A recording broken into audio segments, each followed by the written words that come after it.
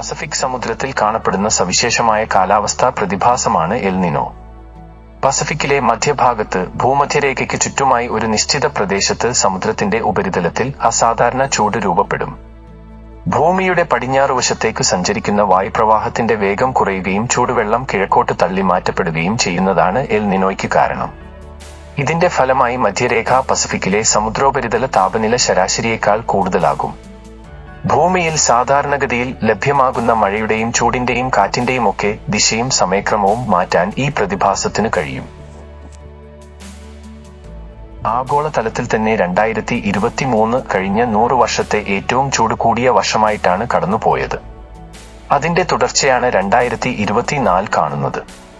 ഇത് ഇന്ത്യയിൽ മാത്രം അനുഭവപ്പെടുന്നതല്ല. വിയറ്റ്നാം, കംബോഡിയ, തായ്ലൻഡ് തുടങ്ങി ഇന്ത്യയുടെ അക്ഷാംശത്തിൽ വരുന്ന എല്ലാ ഭൂപ്രദേശങ്ങളിലും ഒരുപോലെ താപനില ഉയർന്നിരിക്കുകയാണ്. അതിനോടൊപ്പം അറ്റ്ലാന്റിക് സമുദ്രത്തിൽ സർവകാല റെക്കോർഡിലാണ് താപനില. ഏകദേശം 3 മുതൽ 4 ഡിഗ്രിയോളം സമുദ്ര താപനില അറ്റ്ലാന്റിക്കിൽ കൂടി നിൽക്കുന്ന അവസ്ഥയാണ്. ആഗോളതലത്തിൽ അനുഭവപ്പെടുന്ന മാറ്റത്തിന്റെ പ്രതിഫലനമാണ് നമുക്കും അനുഭവപ്പെടുന്നത്. എൽ നിനോ തുടരുന്നതുകൊണ്ട് ഒരുപക്ഷേ ആഗോളതലത്തിൽ തന്നെ ചൂട് കൂടുന്നത് പ്രതീക്ഷിക്കാം. ഇങ്ങനെ വരുമ്പോൾ പൊതുവെ സംഭവിക്കുന്നത് അന്തരീക്ഷ ചക്രമണത്തിൽ അഥവാ നമ്മുടെ ഉപദ്വീപിൽ കാറ്റിന്റെ വിതരണത്തിലുണ്ടാവുന്ന മാറ്റം അതിമർദ്ദ മേഖല രൂപീകരിക്കപ്പെടുന്നതിന് കാരണമാവും. കാറ്റിന്റെ വിതരണത്തിലുള്ള ഈ മാറ്റമാണ് ദക്ഷിണേന്ത്യയിൽ ഫെബ്രുവരിയിൽ ചൂട് കൂടാനുള്ള ഒരു കാരണം. മാർച്ചിലോ ഏപ്രിലിലോ അനുഭവപ്പെടേണ്ട ചൂടാണ് ഫെബ്രുവരിയിൽ തന്നെയുണ്ടായത്.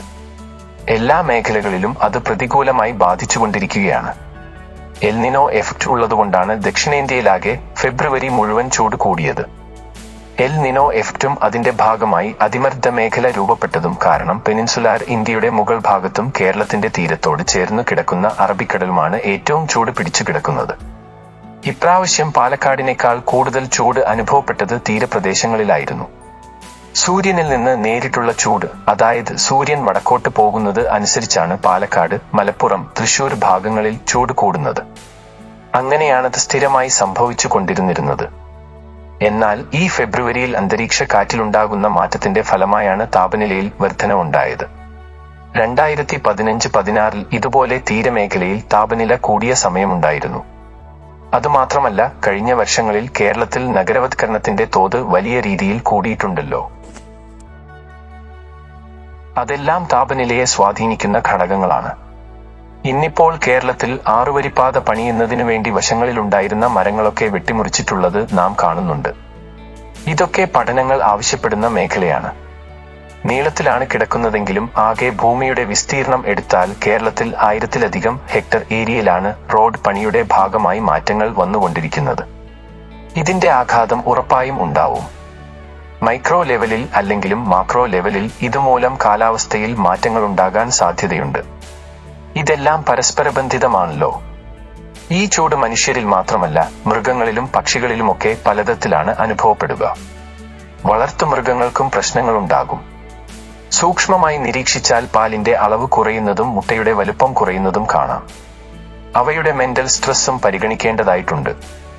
ഇതുവരെയുള്ള വർഷങ്ങളിൽ കാണാത്ത തരത്തിലാണ് മാൻ ആനിമൽ കോൺഫ്ലിക്റ്റ് ഫെബ്രുവരിയിൽ തന്നെ റിപ്പോർട്ട് ചെയ്തത്.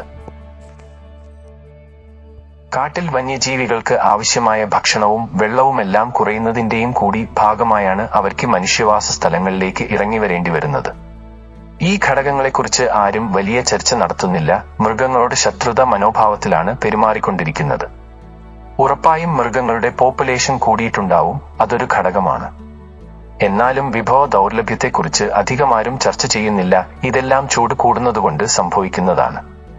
സമൂഹത്തിന്റെ വിവിധ മേഖലകളിലുള്ളവരെ പലതരത്തിലാണ് ഇത് ബാധിക്കുന്നത്. പുറം ജോലി ചെയ്യുന്നവർ, ട്രാഫിക് പോലീസ്, ഓട്ടോ, ബസ് തൊഴിലാളികൾ, ലോട്ടറി വിൽപ്പനക്കാർ തുടങ്ങി പാർശ്വവത്കരിക്കപ്പെട്ടവരെ ആഗോളതലത്തിൽ തന്നെ കൂടുതൽ പ്രതികൂലമായി ബാധിക്കും. അതുകൊണ്ട് സമൂഹത്തിലെ വിവിധ മേഖലകളിൽ പ്രവർത്തിക്കുന്നവരെ ലക്ഷ്യമാക്കി വ്യത്യസ്ത പ്രതിരോധ സംവിധാനങ്ങളും തൊഴിൽ സമയക്രമവും ക്രമീകരണങ്ങളും ആവശ്യമാണ്. 2 മണി മുതൽ 2:30 വരെയുള്ള സമയത്താണ് ഒരു ദിവസം ഏറ്റവും കൂടുതൽ ചൂട് രേഖപ്പെടുത്തുന്നത്. എന്നാലും രാവിലെ 11:30 തൊട്ടാണ് ചൂട് പൊതുവെ കൂടി വരുന്നത്. 2:30 ശേഷം ചൂടിന്റെ തീവ്രത കുറഞ്ഞു വരും. കാരണം അൾട്രാവയലറ്റ് ഇൻഡെക്സുകൾ കൂടി നിൽക്കുന്ന സൂര്യരശ്മികൾ നേരിട്ട് പതിക്കുന്ന അവസ്ഥയാണിത്. 40 ഡിഗ്രി ആയി കഴിഞ്ഞാലും 37 ഡിഗ്രിയിൽ തന്നെ ശരീരതാപം ക്രമീകരിക്കുന്ന ഒരു സംവിധാനം ശരീരത്തിനുണ്ടല്ലോ. താപനില കൂടി വരുമ്പോൾ ഈ സംവിധാനത്തിൽ പ്രശ്നങ്ങളുണ്ടാകും.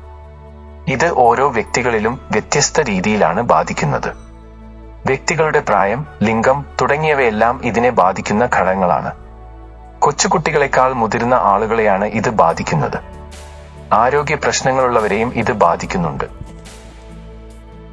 അന്തരീക്ഷത്തിൽ താപനില നീണ്ടു നിൽക്കുന്ന സമയങ്ങളിൽ ശരീരത്തിൽ താപനില ക്രമീകരിക്കുന്ന സംവിധാനത്തിൽ വ്യതിയാനങ്ങൾ ഉണ്ടാകുകയും ഹാർട്ട് അറ്റാക്ക് പോലെയോ മറ്റോ ശരീരസംബന്ധമായ പ്രശ്നങ്ങൾ ഉണ്ടാകാനുള്ള സാധ്യത കൂടി വരും. നേരിട്ട് വെയിൽ കൊള്ളുമ്പോൾ മാത്രമല്ല, വീടിനകത്തിരുന്നാലും ചൂട് ക്ഷീണം ഏൽക്കാൻ സാധ്യതയുണ്ട്. താപനില വർദ്ധിക്കുന്നതുമായി ബന്ധപ്പെട്ട് ശാരീരിക അസ്വസ്ഥതകളുണ്ടായാൽ ധാരാളം വെള്ളം കുടിക്കാൻ ശ്രമിക്കണം. നിരന്തരമായി ശരീര താപനില ക്രമീകരിക്കാൻ പറ്റുന്നില്ലെങ്കിലും നമ്മുടെ ശരീരത്തിൽ നിന്ന് ബാഷ്പീകരണത്തിലൂടെ വെള്ളം പുറത്തേക്ക് വിടുമ്പോഴാണ് ഈ റെഗുലേഷൻ നടക്കുന്നത്. ശരീരത്തിൽ നിന്ന് വെള്ളം ബാഷ്പീകരിച്ച് പോകുമ്പോൾ ശരീരം അതിനുള്ള എനർജി എടുക്കും. അപ്പോൾ നമ്മുടെ ശരീരം തണുക്കും. ഈ ഒരു സംവിധാനത്തിലാണ് പ്രശ്നങ്ങൾ ഉണ്ടാകുന്നത്. കൂടുതൽ അത് സംഭവിക്കുന്നത് അന്തരീക്ഷ താപനില ഉയർന്നു നിൽക്കുന്നതിനൊപ്പം ഹ്യൂമിഡിറ്റി കൂടി ഉയർന്നു നിൽക്കുമ്പോഴാണ്. അപ്പോൾ ശരീരത്തിൽ നിന്ന് ബാഷ്പീകരണം നടക്കില്ല. ഈ ഹ്യൂമിഡിറ്റി ത്വക്ക് രോഗങ്ങൾക്കൊക്കെ കാരണങ്ങളുണ്ടാകുന്നുണ്ട്. ഇതെല്ലാം പരസ്പര ബന്ധിതമാണ്. കൃത്യമായ ഇടവേളകളിൽ വെള്ളം കുടിക്കുന്നതിലൂടെ ഇത് ഒരു പരിധിവരെ കുറക്കാം. പ്രത്യേകിച്ച് കുട്ടികൾ കൂടുതൽ വെള്ളം കുടിക്കാൻ ശ്രദ്ധിക്കണം. ചൂട് കൂടുതലുള്ള സമയങ്ങളിൽ അയഞ്ഞതും വെള്ള, ഇളം നിറത്തിലുള്ളതുമായ വസ്ത്രങ്ങൾ ധരിക്കുക. ചൂട് കൂടുന്ന സമയങ്ങളിൽ പുറത്തിറങ്ങാതിരിക്കുക. ശാരീരിക അസ്വസ്ഥതകൾ തോന്നുമ്പോൾ വെയിലില്ലാത്ത, തണലുള്ള സ്ഥലങ്ങളിലേക്ക് മാറുക. കാപ്പി, കാർബണേറ്റഡ്, ആൽക്കഹോളിക് ഡ്രിങ്ക്സ് എന്നിവയൊക്കെ നിർജ്ജലീകരണം കൂട്ടുന്ന പാനീയങ്ങളാണ്. ഇവ കുടിക്കുന്നത് ഒഴിവാക്കുക. അമിതമായ വ്യായാമം ഒഴിവാക്കണം. ഈ സമയത്ത് കൂടുതൽ വ്യായാമം ചെയ്യുന്നത് പ്രശ്നമുണ്ടാക്കും. ഇവയാണ് പൊതുവായി സ്വീകരിക്കാവുന്ന മുൻകരുതലുകൾ.